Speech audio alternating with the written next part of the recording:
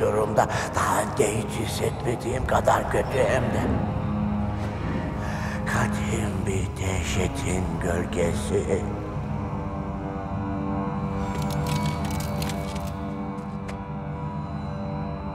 Biri karanlığın içinden ölümün ruhunu çağırdı.